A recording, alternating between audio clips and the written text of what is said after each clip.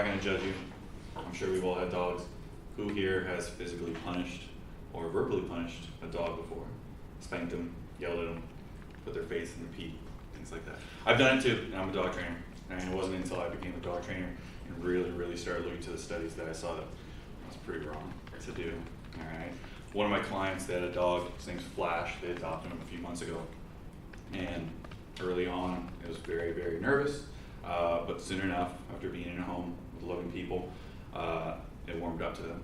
The issue was that when visitors would come by, he would get very growly, things like that. And as more and more time went by with longer durations before visitors came, he started lunging out, snapping at them, and things like that.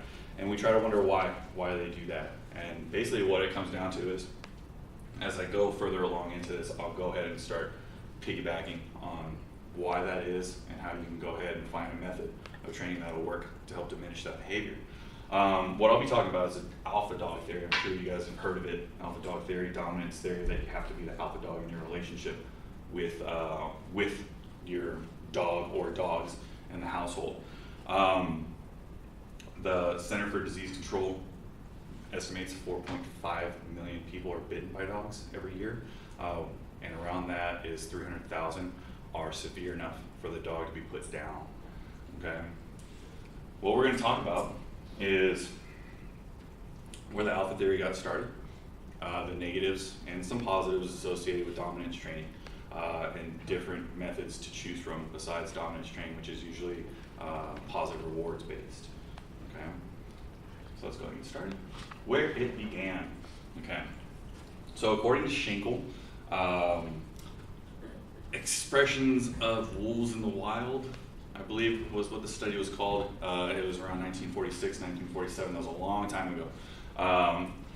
What he came through was wolves fight for resources, whether it be a comfortable bed, the best food, or the best mate. And whoever wins in those fights is deemed the alpha dog. Okay. What he didn't do, or what trainers and behaviorists did, was they took a very small amount from that very large study and just came to the conclusion that whoever is most dominant is alpha dog. Done. All right. And from 1946 to 1947 up until now, that's been something that has been kind of ingrained in training methods. According to Horowitz, Mariner Books 2015, like I said, behaviorists now assume that because dogs are descendants of wolves, then their social relationships still fall within however hierarchy the wolves have within that. What they didn't tell you though was, and this is where the studies come out, is that these were wolves in captivity. These were not wolves in the wild. If you actually do and see wolves in the wild, there is no alpha dog or dominance within that. They all work together. But if you put enough wolves in a very small enclosed space and throw scarce resources, they're going to fight for them. And that's where the alpha dog theory came about.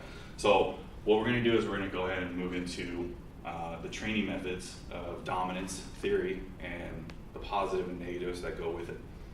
All right.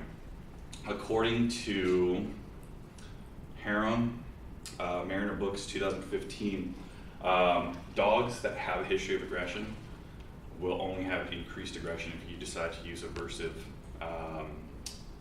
tools. Aversive tools being something like, which one is the laser? Red dot. If you use stuff like this little dog right here, has a shock collar and a prong collar. This is the prong collar right here. Okay, any of these things are given to inexperienced owners, and what can happen is the prong collar, like over here, can pierce the throat and cause a lot of pain. So when people don't understand how to use these things, it only causes more aggression.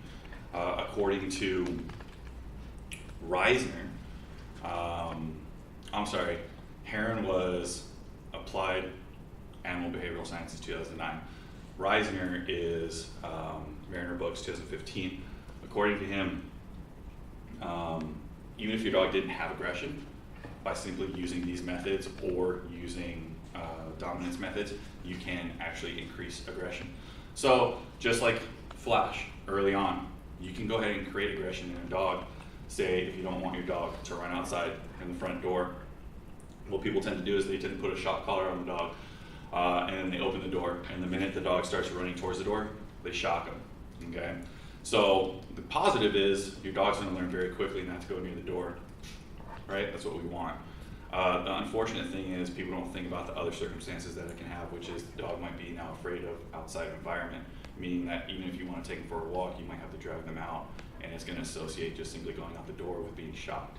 So now it's going to be afraid of going out the door. So if you have a child or a babysitter that wants to take the dog outside, and the dog associates being shocked every time it goes near the door, it has a good chance of biting the person simply because they're trying to stay away from pain, okay? So everyone understand that? I hope they do, okay?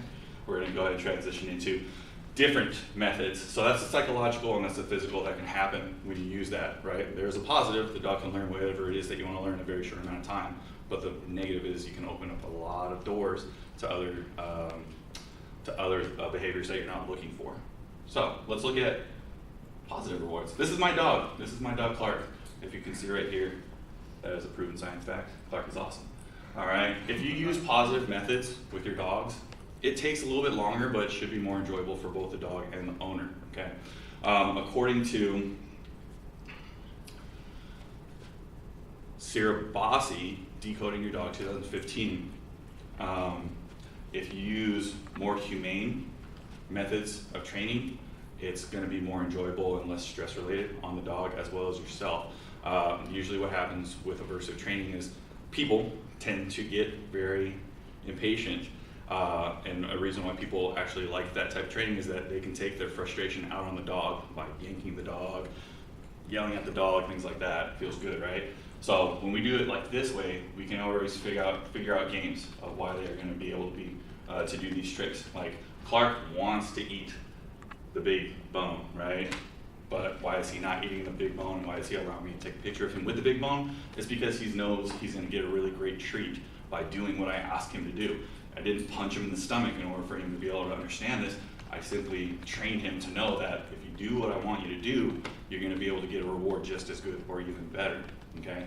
So according to Dale, Decoding Your Dog 2015, he simply states that if the reward is good enough, the dog is willing to do whatever it is. He's willing to jump through as many hoops as he needs to in order to get that reward. That's why the dog is not going to chase the squirrel and it's going to sit next to you, is because he knows that if he sits next to you, he's probably going to get a steak. All right. So with this type of positive training, it usually leads to positive rewards. There's mental benefits, eager to learn, less stress. If there's rewards based into it, the dog is going to want to learn. Not only does the dog want to learn, it's going to want to figure out exactly what it needs to do in order to get the next treat. So if you stop giving it the treat, it's not going to just shut down. It's going to keep on trying to go down a checklist of understanding what it needs to do in order to get a treat. So it's even wanting to learn more. And that's exciting, right? Everybody wants a dog that wants to learn more. So to recap, we went over how the alpha dog dominance theory got started, the positive and negatives associated with dominance training, the positives associated with a different kind of training method that you might want to use, which is force-free or positive reward training. And thesis was with dominance training, it's one of the most sought after training methods. It's been around for the longest time, but it's also one of the most dangerous. And I should have put this at the very beginning because I didn't do my thesis statement, but I'm doing my thesis statement now. So hold on to your butts, all right? It's one of the most used, but it's one of the most dangerous. There are several other training methods, as I stated, that can not only help you have a better relationship with your dog, but it also could be the difference between life and death, not only for your dog, but any dog that comes into contact with humans in general.